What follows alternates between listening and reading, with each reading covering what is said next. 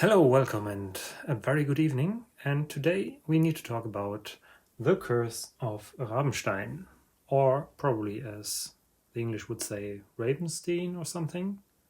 But this game takes place in Germany, and we would call it Rabenstein. So that's that. And I think even the author is also German. Stefan Vogt is his name, I think. The game is a homebrew game published by Polyplay under the Puddle label, which is, I guess, some pseudonym for Mr. Vogt. And the game is a cross-platform text adventure with graphics. Text adventures I like very much. They are also called interactive fiction, and you could describe them as playable books. You see behind that here a bunch of old Infocom lost treasures, and I have a bunch more.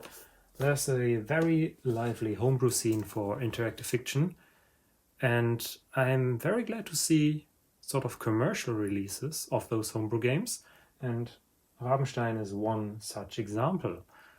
And I ordered the MS-DOS version.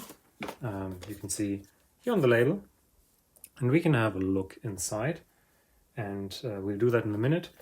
The box is actually pretty nice. You can see all the screenshots here. Contained are a lot of goodies, and you can get not only the MS-DOS version, but basically all supported platforms. The game is also free to download, I think. If you don't want a physical copy, at least the source code is definitely there. So you can have a look at how this was made. And yeah, first of all, let's unpack it. Let's take a look inside, and then let's play it and see what it's all about. So let's have a look at the box. It is nicely done, as I said, although a bit flimsy on the outside, it seems, but actually not that bad of quality. And inside is actually where the treat is. I ordered the MS-DOS version, as I said, but you can get C64, Amiga, or whatever versions.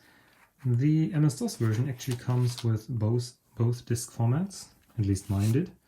And yeah, this is pretty neat. I do have a real 5¼ inch floppy drive in my 386, so that's nice. I have a GoTech for the 3¼ inch discs, but I could put in a real 3¼ inch disc. But if that's not enough, you also get this nice little thing here, which is a micro SD card with all the versions of the game. So if you have any other home computer, you can just pull the disk image, put it in an emulator, or dump it onto your favorite media and play it on a real machine. This is very nice. So it doesn't really matter which version you get. The original media for that version will be in there, but you get all the other versions as well on microSD. And that's pretty cool. And similar to the Infocom games of the 1980s, you get a little bit of the so-called feelies. The feelie here is the crucifix, which actually plays a part in the game. And yeah, I think that's a nice touch. Then you have the instruction manual. Calling it a manual, I think, is a bit of a stretch, because it says only a little bit about the game and how to load it for the different platforms, which, yeah, is pretty short. Many of the, like the Commodore Amiga, you would just put in the game and turn on the machine, and that's it. It tells you how to save and load, the parser logic, and it says one sentence here: the game conforms to a 2-word logic. For example, eat apple. So that's that. And you get a few leaflets for other games of Polyplay, because they sell a ton of things. You get a nice sticker for Curse of Rabenstein, a nice floppy sticker, and another sticker for Polyplay, and a poster of the cover art. So there it is. You get quite a bit of stuff for your money, and that's one of the very nice aspects of this game, that you get this much. So I'm gonna put the disk image now onto the Amiga, actually, because I think it's nice to play it on the Amiga, even though I have the MS-DOS version, and try to play the game. The game loads up pretty quickly, as it is rather small. On all platforms you are greeted by a title screen with a copyright. Then you are introduced to the story.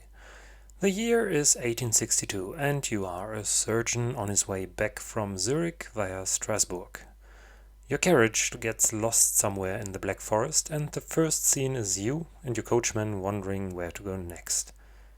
Soon enough you will discover a village where you might want to stay for the night, but of course something is off in this little town.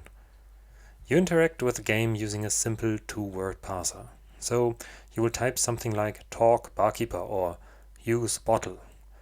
Apart from those words, you will mainly use verbs like take, look, examine, open, and most important, search. Rabenstein is very light on puzzles, but you basically have to first examine something and then search objects to find some hidden object or information that is necessary for progressing the game.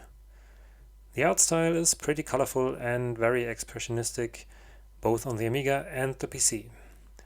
The story writing is good, it puts you in an eerie mood. The puzzle design is very, very linear and you can't get stuck and you can't die. You can't enter any unwinnable situation, which is nice, but the drawback is that this game is really short. How short? Well, let me tell you. Okay, that was surprising. This was one of the shortest games I've ever played. I think it took me less than 2 hours, a bit more than 1 hour to finish it in the first run. And I replayed it and you can basically finish the game in less than 15 minutes if you already played it once. That being said, for an introduction into interactive fiction, it's actually not a bad game. I think there are some flaws. The game is a bit too short. The parser is not exactly good because you only can type in 2 words and everything else is ignored. So basically you always have to type use something or look something and that's it. But again, for beginners that's probably not that bad. If you take the Infocom adventures, they have much more complex parsers, but the story is actually being told quite nicely. The graphics are nice, and I think that's probably why there is not that much content, because I can imagine that this was a lot of work, especially if this is not your main job, and I doubt that Mr. Vogt is doing this as his main job. So for a future game, I would suggest that we get some fundraising going or something for such a game, so we can actually spend more money and time on more rooms, more puzzles, more interactions. And I personally would use probably a different parser or engine which allows for more complex sentences to be typed in. Otherwise, what I definitely liked was the packaging and all the goodies in there. That's a very big plus. And I think if you start out with text adventures, this is actually quite a nice experience. If you are an experienced interactive fiction player, then this game is probably not for you. And the replay value is also not that great. What's impressive is that it supports so many different platforms, but this is actually true of most text adventure games because the game engines have been ported to really a lot of different systems already. So there's already a lot of work done on that area. All in all, I can't recommend this game to everyone, but I do like the way it's styled and I hope there will be more games further down the road. Mr. Vogt already wrote one more text adventure game, Hibernated 1, which hints at the fact that he's currently writing Hibernated 2. I haven't played or reviewed this yet. I will do this in a future video, and this is a pure text adventure game without any graphics.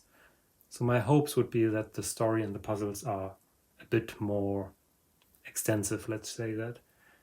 And yeah, definitely looking forward to playing this as well. But other than that, I think that's it for today. Please share, like, and subscribe as usual. The sharing actually helps to spread the word about my channel, so if you can do that, share on your favorite social media. If you don't use any social media, just give it a thumbs up on YouTube, or a thumbs down if you think it sucks. Leave a comment, either way. And make sure to subscribe so you get my next video as well. And if you are really generous, you can drop me a tip over at PayPal or Patreon or Ko-Fi or whatever. And if you don't do that, that's also fine. Make sure to support whatever cause you like. And for today, that's it. I hope to see you soon. Goodbye.